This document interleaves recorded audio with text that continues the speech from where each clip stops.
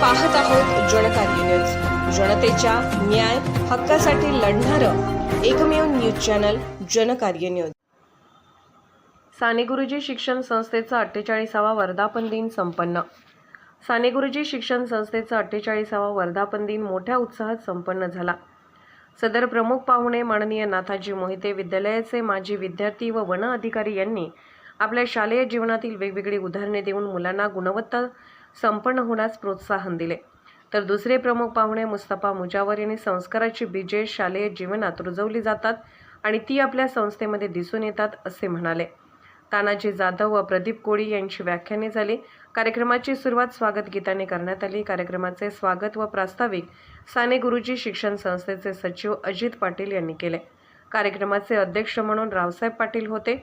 यावेळी संस्थेच्या सर्व शाखेतील SSC परीक्षा मार्च 2024 मध्ये गुणवंत या प्राप्त विद्यार्थ्यांचं रोख रकमेचं पारितोषिक देऊन यावेळी सत्कार करण्यात आला। साने गुरुजी विद्यालयाचे NCC प्रमुख महाले यांनी 46 दिवसांचे राष्ट्रीय ऑफिसर ट्रेनिंग ANO पूर्ण केल्याबद्दल त्यांचा सत्कार करण्यात आला। यावेळी संस्था चालक आणि सुखनिवास माझगावकर अभिजित पाटील, जावेद मुजावर, माजी मुख्याध्यापक श्रेणिक डिग्रजे सर, मुख्याध्यापिका श्रीमती रोहिणी निर्मळे, अनुपमा पोद्दार, शोभा कदम, पर्यवेक्षक किरण पाटील, सर्व शिक्षक, शिक्षकेतर कर्मचारी व विद्यार्थी उपस्थित होते।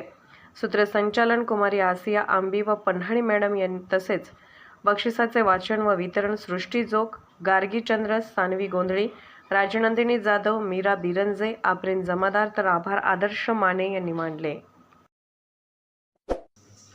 जनकार्य न्यूजला लाईक करा, शेअर करा आणि सबस्क्राईब करा।